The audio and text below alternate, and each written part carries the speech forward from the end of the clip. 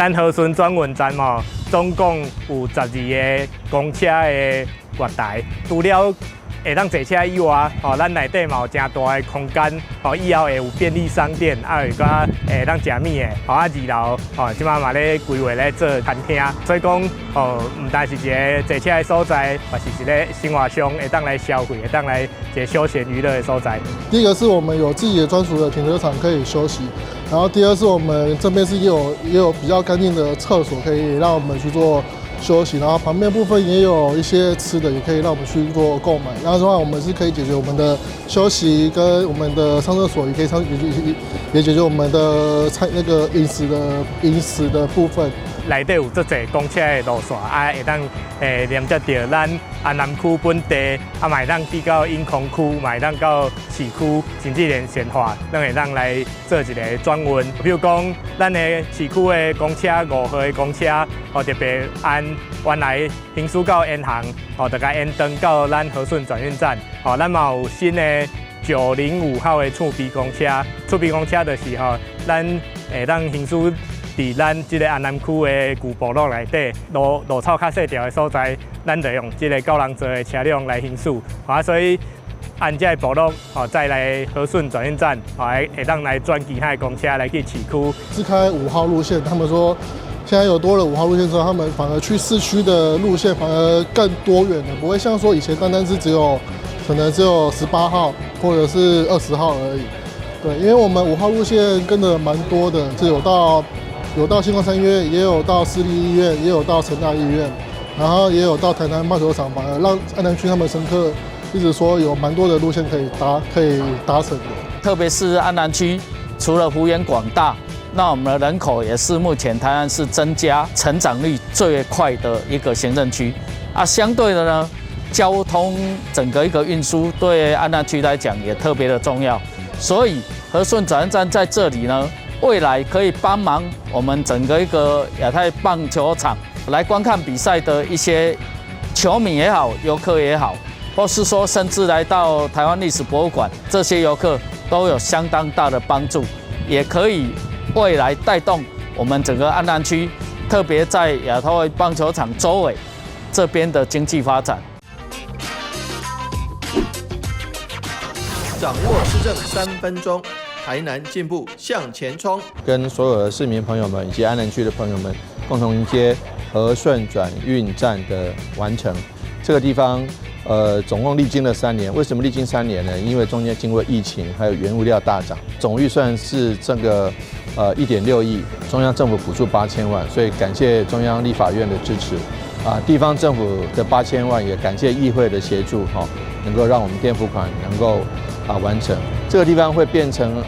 安南区一个重要的交通扶轴带，也就是说，安南区面积很大，很多这个公共大众运输的公车路线呢，或者是从国道下来的路线能够在这个和顺转运站得到一个接驳。你也可以看到，从这里看得到我们亚太棒球训练中心的园区，总共2个成棒主副球场，2个少棒主副球场。许多赛事在进行的时候，和顺转运站就变成一个接驳车或者是这个大众运输工具很重要的一个点。因此呢，和顺转运站的新建现在完成，正当其时，可以承接安南区的发展很重要的一个点。那也希望说，这将来发挥作用，对于促进安南区的繁荣进步有很大的帮助跟注意。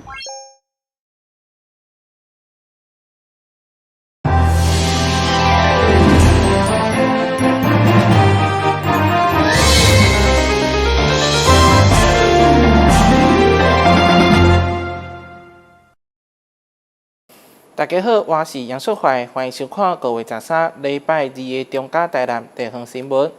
台南市议会第4届地沟处定期会13号由教育局进行业务报告甲质询，其中有议员关心教保环境安全，要求要落实幼儿园甲相关场所的稽查，避免虐待儿童的事件再度发生。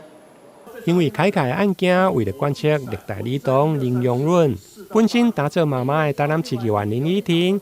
上午透过议会教育局的业务报告，一方面关心幼儿的相关资讯，包括扩增社区教保资源中心，提供亲子教育的资讯，另外，伫个幼儿园甲着托儿所的考察方面，嘛要求教育局要来落实。尤其伫个去年的考察违规案件当中，竟然有一半是不当的管教。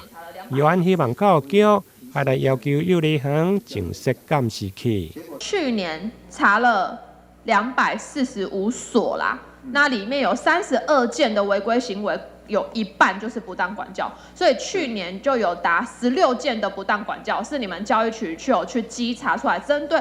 通报之后有去稽查的嘛，对不对？对。那这些资讯都有上网吗？基本上只要查证属实，然后依法要开罚的部分全部会公告。除了行为人，另外还有幼儿园负责人。学长，幼儿园是这样，负责人，就是说负责人。我知道，就是幼儿园是没有强制要装设监视器的嘛，它跟托婴中心不一样。目前是没有，不过我们是有要求，也鼓励。那鼓励的部分，当然他们如果有装设，我们有给他补助。如果要求的部分，比如说你有发生这个不当管教内同事件，接下来我就要求你要装设。是，尤其准公共来讲，它有中央的补助，对，我们就要求你用中央补助里面优先装设监视器。除了关心幼儿的教育，另外伫本土语言的教育方面，议员李宗仁嘛希望争取增加台语的专任教师，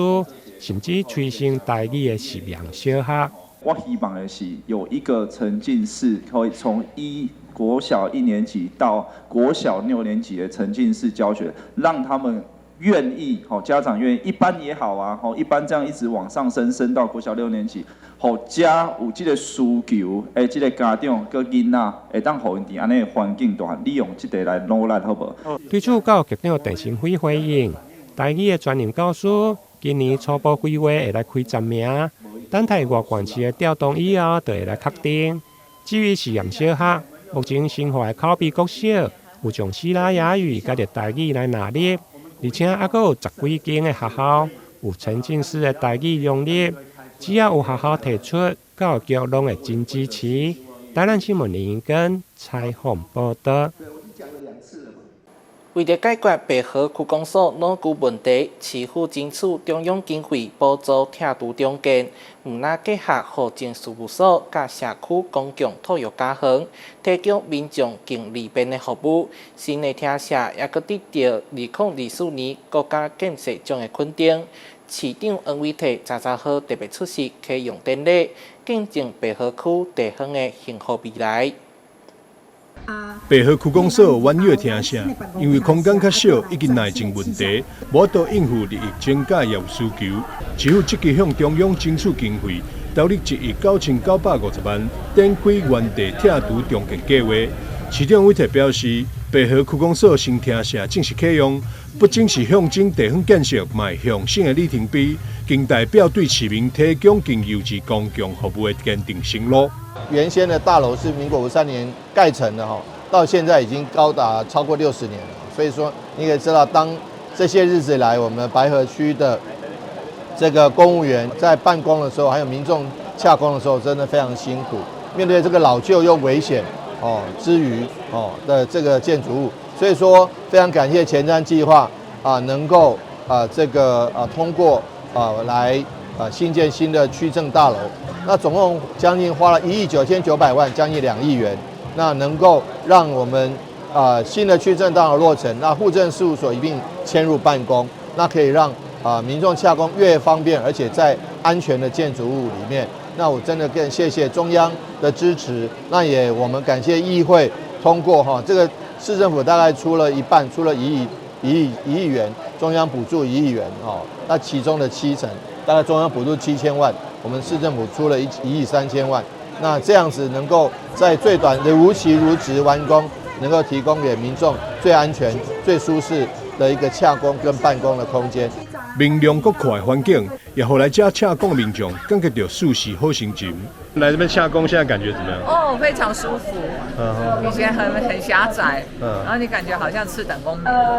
现在就有台湾1等公民的想法。新厅舍工程由陈文祥建筑师规划设计，外观融合莲花池畔的自然意象，传达出白河莲花文化延续甲活力。除此以外，建筑设计强调清和入口空间甲优先动线，新的听写嘛得到2024国家卓越建设奖的肯定。历史啊公共艺术作品《和光凝丝》象征季节变换，但莲花游玩伫固定季节盛开，持续对塔属于白河的故事。台南新闻张秀仪采访报道。台南市政府甲文化内容促进院共同签署合作备忘录，双方将整合资源，强化南部的文化影视产业。文化内容促进院当年协助文化创意产业发展，这回特别甲台南市府合作，签署合作备忘录，期盼结合地方良能甲国家级资源，共同开创更具有影响力的文化作品甲产业动能。那我们签订的整个范畴非常的广泛哈，无论是影视业、沉浸式内容，到一些文资，透过科技的手段来让它重新复原，然后还有很多一些音乐一些这样的产业，我们都会有一些投资，也帮忙做媒合一些企业来做 ESG。那相关的一些整个投资的重点，我们会是以案内的影视园区为轴心。咸水有着全台上大的华莱影视基地，未来重点除了影视投资，还有剧本开发，甚至跨国做媒合，让台湾台南的好内容，互看到、互投资、互分享。斯卡罗拉、中破山也在台南，所以不仅是古迹，事实上它的街还有想见你，这在韩国很红的。所以说很多的地方的台南的市街市景或者是这个一些场域文化场域都很希望也期待大家一起来发掘。英国在台南制作的影视作品，拢得到袂歹的成绩。有了文化内容促进院的加入，互想要来台南的国内外企业的资源，甲在地新创团队，开通一条绿色通道。台南新闻所在采访报道。台南下南药圣宫这当前因为庙体有损害，所以征收直接铁柱切板，采用帝王级的金丝楠仔，打造新坎两条门神顶下道等等。诸位讲，这款木材上大优点，就是唔惊香烟熏乌气，而且愈蒙愈光。今日庙内功德尊王背后的龙蟒气势十足，下南药圣宫采用金丝楠仔翻修庙体，打造出价值千万的新坎两条顶下道等等，会当讲是全台唯一。其实就是讲，咱伊的较原味啊伊有迄款水波纹较光鲜较亮丽安尼较袂安尼个伊最主要伊的金丝楠木是真高贵的木材所以起来伊也唔惊虫，也袂皱会万年久远。拍顶了后，透出自然的湿水甲水泡纹，金丝楠仔唔惊香火熏乌气，就算民众用手摸拢袂要紧。因此，连庙门的门神拢无加装保护措施，而且是以浮雕方式制作。中门是金属宝为提供，灵火瓶是24节气门神。伫这个5月完成的因为雕刻2年外所以伫咱台湾全部是咱台湾的手工甲这个木材全规拢是规地拢无拼接的所以起来较一个较庄严安尼。无共一般的庙宇传统彩画，全面采用有帝王母之称的金丝楠仔，光是神龛就有几啊千个零件组成，立体雕塑做成的机灵兼单风多样，嘛非常的水。装工了后，更是吸引其他宫庙的人员前来交流取景，参像是高雄自兴会想要以金丝楠仔打造新明金身庙宇。还有新案道群等等，嘛是有人来询问。台南新闻所在采访报道。旅游景点、私房秘境拢底家，特色美食乐力哉，生活时事抢先报，中嘉新闻周报，深耕在地，放眼全国。掌握最新地方资讯，每周六下午1点就在高雄都会台。台南市2025技职博览会5月22到24将伫中信科技大学顶场。今年有公部门、产业以及技职院校30个个参展单位，设置大约100个单位。市长王伟体13号出席宣传记者会，邀请对着技职体系有兴趣学生甲家长前往参观。一战长才，技职飞扬，请到原校广告市场。台南市自2015年开始办理各种技职博览会，今年迈入第10档，累计超过3万人次参加。博览会以各种技艺教育、16群学习甲职场应用介绍单位为主轴。今年有公部门、产业、技职学校等35个参展单位，设置大约100个单位，提供学生多元探索家己兴趣机会。这些年来，我们已经见证了技职教育发展对于台湾国家发展的重要性，绝对是越来越占有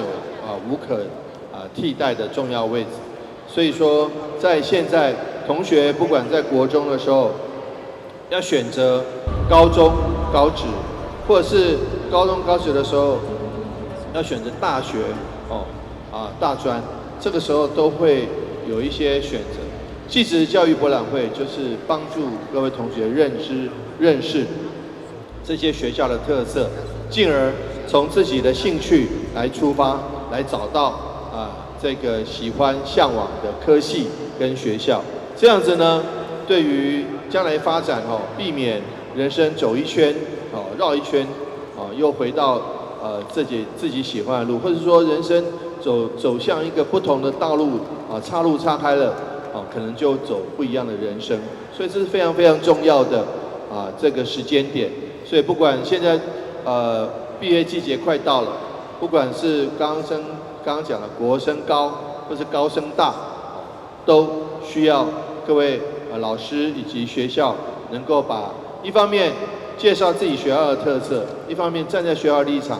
在自己教育工作岗位立场，发现这些同学他们的适合的方向那这样子双向的交流，我觉得非常非常重要。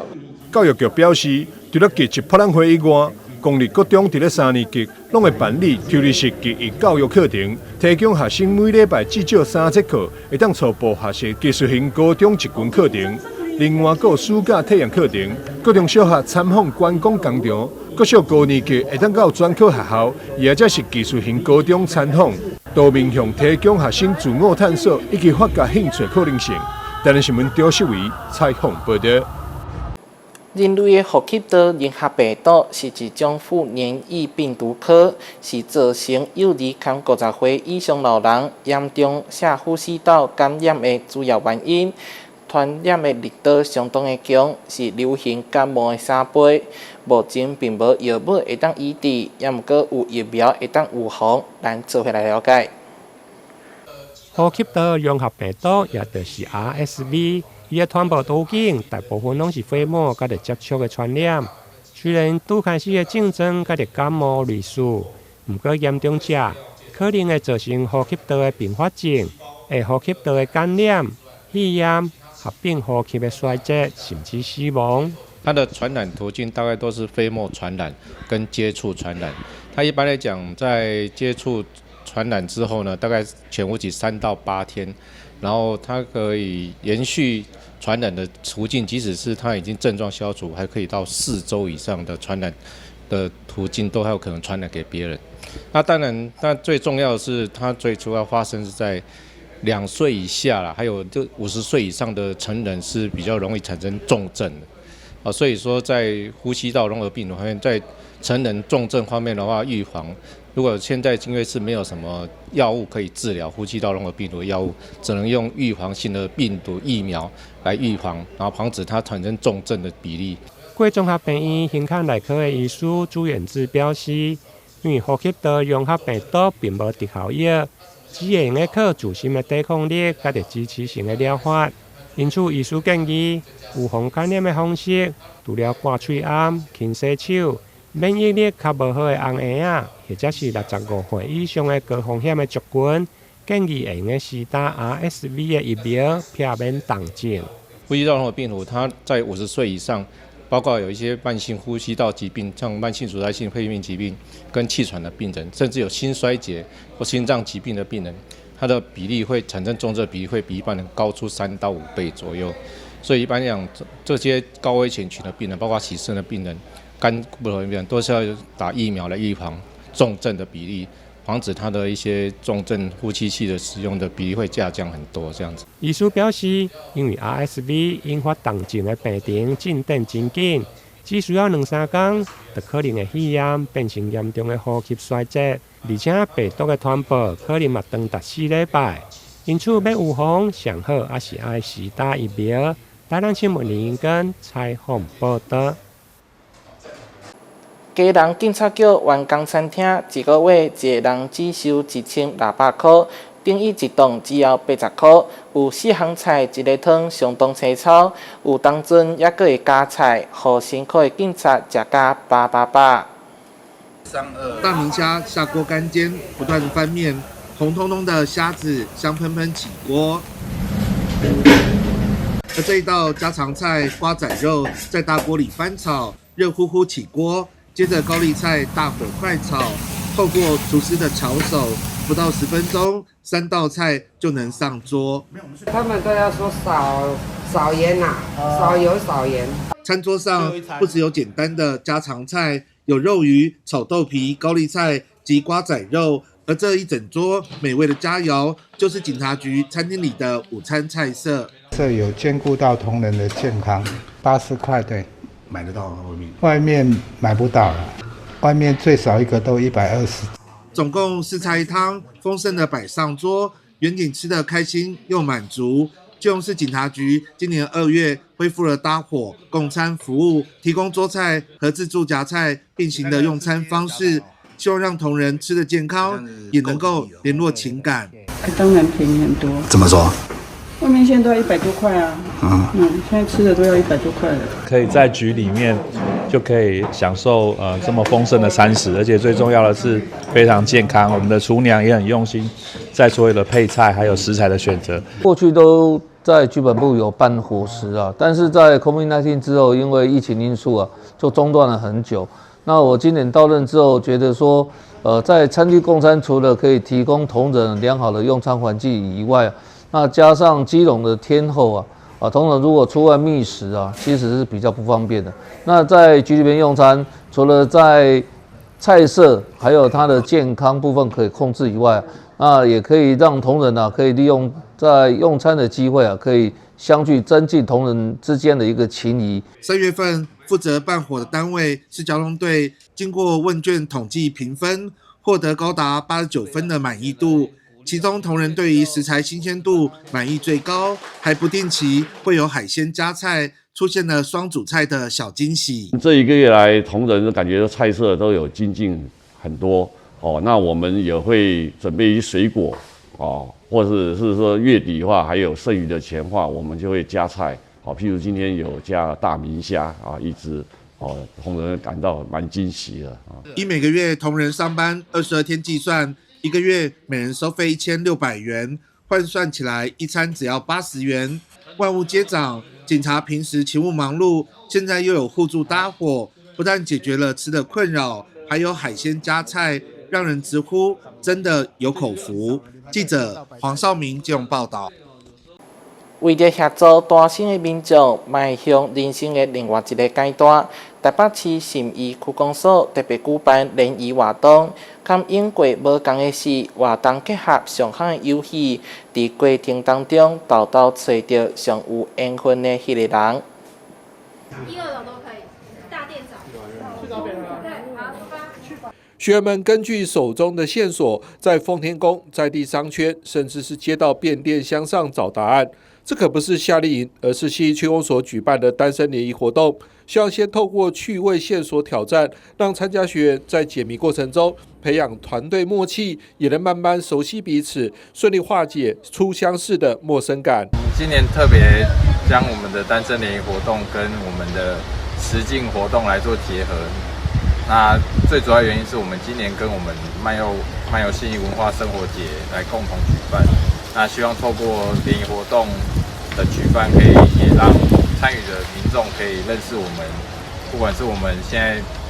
全台最大的社宅基地，我们的广石园区，或是我们的最具特色的永春皮湿地公园，还有我们目前所在的地方的慈惠堂，还有我们的奉天宫，我们在地信仰中心。那透过这样的实境游戏，可以推广我们的信义区的文史。希望透过这次的实境活动，可以让大家在解谜的过程中，可以互相脑力激荡、互相讨论，可以更促成大家快速的认识彼此，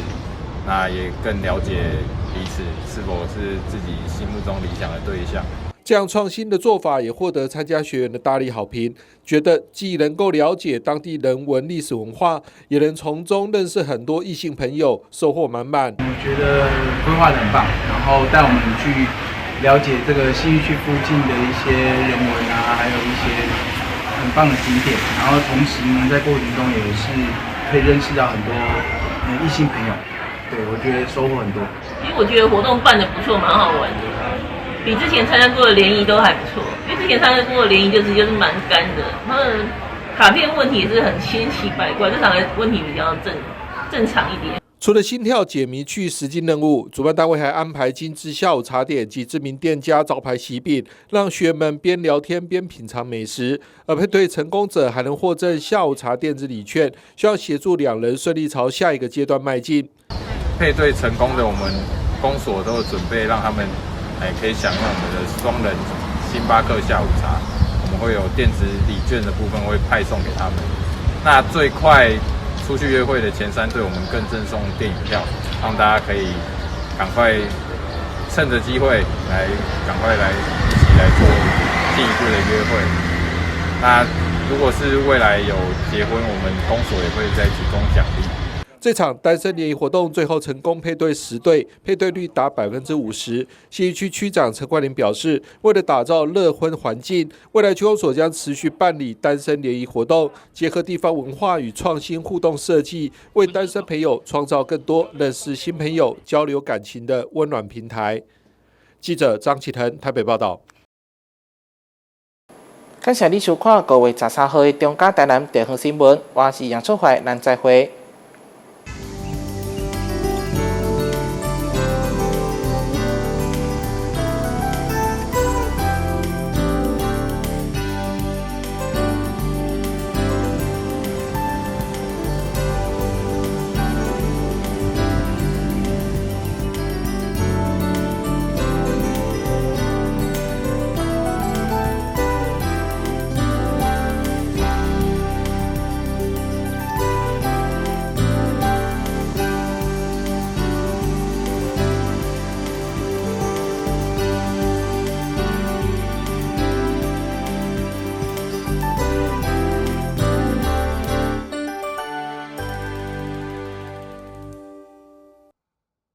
好帅哦！新车酷吧？你好像忘了些事哦。你不知道吗？微型电动2轮车要悬挂牌照、投保强制险，还要你满14岁，戴安全帽才能上路哦。什么啊？有这么多规定哦？没错，微型电动2轮车需经审验合格、领用及悬挂牌照，并投保强制险才能上路。而且要遵守慢车交通安全规则，不超速、不双载、不酒驾、不擅自改装，违反者将处最高5400元罚款哦。